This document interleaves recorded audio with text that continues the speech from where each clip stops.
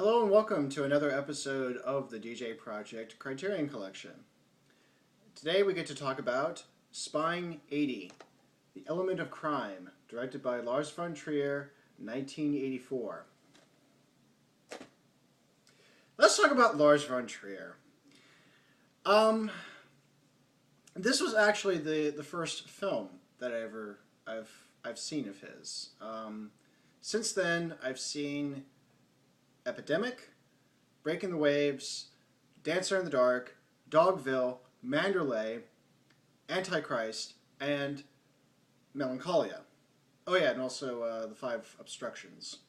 So, to say that I'm versed in von Trier is, I think that could be well supported. And actually, there's two consistencies that I've noticed in him. One, and this is actually why I, in the end, admire him, even if some of his stuff really makes me want to bang my head against the wall. Von Trier understands the paradox when it comes to creativity, whereby in order to give yourself a greater freedom, you have to put certain restrictions.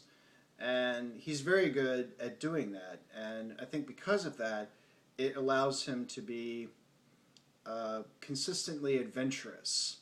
And by binding himself to whatever particular parameters intrigue him at any given moment, it can often lead to very interesting results. So he is through and through an experimental filmmaker. The other consistent thing about him is that he has a propensity to piss people off, to the point where I think the only way that he could not piss somebody off is to deliberately do something to not piss people off, but in the end it ends up pissing people off, especially those who expect it. So sure enough, it's fail-safe. No matter what he does, it's just going to piss people off. In fact, this is how I actually am jumping a little bit way ahead of myself, but since this is going to take me a while to get to this film, before I saw Antichrist, I saw this with a film group, and I said right off the bat, it's like I'm used to him pissing me off, and I'm not going to be surprised if I get pissed off. But I'll just leave it at that. But anyways, so here's a surefire way to be pissed off by von Trier. Von Trier is, now, this is how I see von Trier. Most people see him, well, apart from the pissing off part, or the provocateur, if you don't like me using that word, he's known for handheld cameras and kind of gritty cinematography, and it's all about performances. It's all about putting your characters through a ringer and having them go through all hell. Reducing Bjork to tears. Challenging Charlotte Gainsbourg and probably creeping out Kirsten Dunst. But the strange thing is, for supposedly a director that gets, oh yeah, and of course von Trier gets accused of being a lot of things, from being a Nazi to being misogynistic. As far as the former one, I think most people would, if you really, really look at what was happening, it was really just a badly performed joke, dry joke, and he has his and his humor is very, very dry, and so it just was one of those things that just spiraled way out of control, even for him, and so I think it's stupid to get too hung up on it. Of course, the jokes about it are never going to die. I know who you are, Kyle, but. But as far as the misogyny, for someone who seems to supposedly hate female characters, all three women I mentioned earlier, they all won Best Actress at their respective Cannes film festivals. So for all that talk, he seems to know how to bring out the best in them. Consistent track record, I guess. But anyways, but I'm going way off. So what is it about? So what is it about Element of Crime that's going to piss people off? Well, if you expect, something like Dogma, it's not going to be there at all. This is his first film, and in this first film, it's very clear that this is largely about style. There's very little in the ways of substance. It doesn't necessarily mean that's bad. There are times where I do like some substance to my films, where I feel like I can that there's a lot to it. It's like getting an interesting meal. Other times I'm not in the mood for that. If a style is well executed and you can get engrossed in the look of it and the atmosphere, then that's fine too. And this is definitely one of those cases. And in this case, what makes the style particularly interesting is that this is all about Tarkovsky, with a peppering of a few other things as well. There's a little bit of Hitchcock. There's a little bit of Carol Reed, a la The Third Man. In fact, Europe in The Element of Crime, there's moments that looks very, very similar to The Third Man. So what is the element of crime? Well, the element of crime is, if you really, really want to boil it down, it is a look at the thought process of a cop who's under hypnosis, and he's recounting something that happened to him a few months prior to these sessions, which was that he goes back to Europe for the first time in 13 years to solve a murder case that involved a case that his mentor worked on and presumably solved, or was left. The whole thing's kind of a jumbled mess, but not in an incoherent way. But because this is supposed to be his recollections, it uses a lot of dream imagery, and the look of it was all shot using a combination of sodium vapor lights and various filters, I believe. I think that was how the effect was. So everything looks more or less orange. Although revisiting it this time, I was able to pick out a few more colors. So it wasn't.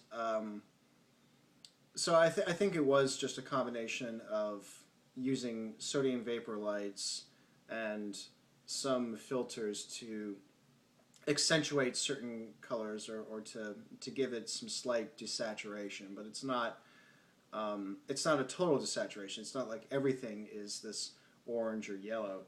There are a few moments where you see neon lights that come through very clearly. I'm not sure what filters would be that would allow it to do that. Pardon my ignorance. I'll get to a point where I'll know more about cinematography, but obviously today's not the day. So it has this very, very distinct look. And if you think that he was all about handheld cameras and using available light, well, this is complete opposite.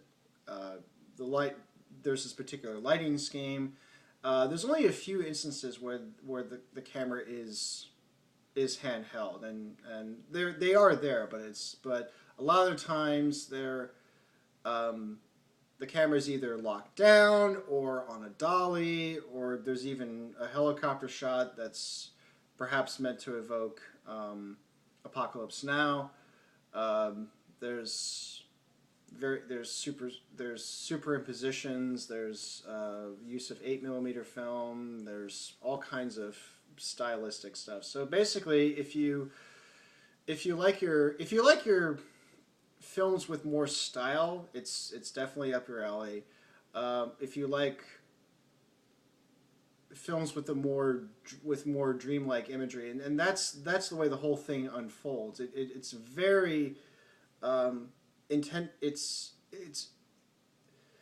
I don't want to say it's completely deliberately paced, but you do notice a somewhat lethargic pace to it. I mean, it's not, it doesn't, it crosses that line a little, or it's along that line between it being totally irritating and having it totally work. Again, this is Mr. Provocateur. Already and even before The Element of Crime, he was known as kind of a enfant terrible. This is what you get when you have the upbringing that he has allegedly, maybe, I don't know. It's really hard to kind of take him seriously on certain things. And you really can. And maybe this is why I'm kind of immune to all of this, is that if he pissed me off, he already did that already. And so now I'm getting to the point where it's like, oh, you know what, I expect this. I don't expect him to do anything less. So I shouldn't be surprised at all. So that's why the whole Nazi thing didn't surprise me one bit. But at any rate, I guess probably the only thing that does surprise me is that they suddenly forget that they took what he said at face value seriously. But anyway, it's nothing about that. So yeah, the Element of Crime. I'm sure there's more. Really, you could say that this is really just like a lot of, I think, like plenty of debut features, it's a chance to really test out what it was all about. And I think this is something that von Trier was always interested in, was just pushing buttons and seeing what he could get away with, and testing people's limits, and maybe even testing himself. But I would say that it is interesting to see this in light of what he would later be known for. I mean, again, if you're expecting something like Breaking the Waves or Dancer in the Dark, it's not that kind of film. It plays by a completely different set of rules than those films. So in that sense, if you want to see him do something else, it's definitely worth checking out. But again, chances are you're probably just going to remain pissed off by von Trier for whatever reason. Whether it's, making Kirsten Dunst uncomfortable at a Cannes Film Conference, whether it's somehow casting Shia LaBeouf in his upcoming film Nymphomania. Hey, maybe he's giving me a new reason to be pissed off. But at any rate, but yeah, like I said, it's very influenced by Tarkovsky, and I would say that if you which also explains a lot of the sepia look. It's evocative of Stalker. The first shot you see is a donkey rolling around in the dust, and it's very similar to an early shot of Andrei Rublev when a horse is on the ground and he gets up. And then just the whole look and the way that the camera moves and the way things move around is very evocative of The Mirror. And I will say, going back to like the larger von Trier picture, it is the closest he comes to going back to that kind of filmmaking where it's very stylized and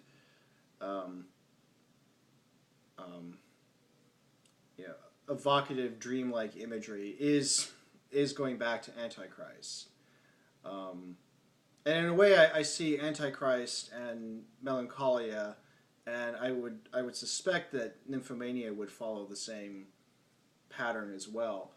That it would be this reintegration of everything that he would, a kind of summation of what he had done so far, with bringing back the earlier films that he did, like The Element of Crime and Europa, and bring where so much attention was placed on the style and the execution and the just all the various technical aspects of filmmaking to integrate that into what he was known for in the 90s and in the 2000s with Breaking the Waves and Dancer in the Dark and Dogville and Maggerley,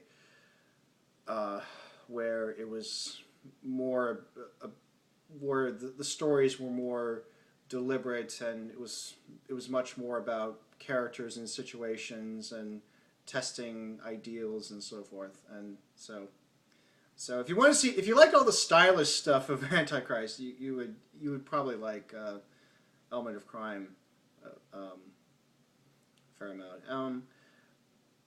For some reason, I like this, and again, having seen plenty of von Trier films, this is a film I kind of go back to, and maybe it's just because it's not unlike his other films, and maybe it seems less provocative now than it did when it came out, and I think because it is so unusual and so strange. I mean, you have things where the geography of a location doesn't quite make sense, and you can kind of see that this was done to evoke dreams and more like how thoughts really are. You know, thoughts are not exactly as elegant as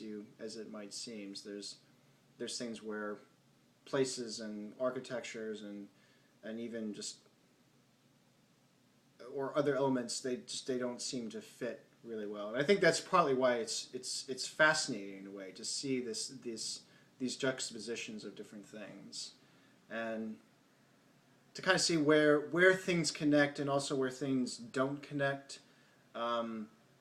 But again, I do feel that this is all deliberate to evoke a particular mood and style, and so in that sense it works very well. So, or maybe in the end I'm just probably in the minority that likes the Element of Crime, and maybe most people just hate it.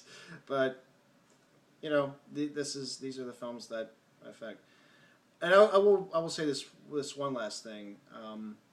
This actually did I actually did a composition when I was in college, and it was inspired by this film. And I was trying to capture some of the colors and the moods and just how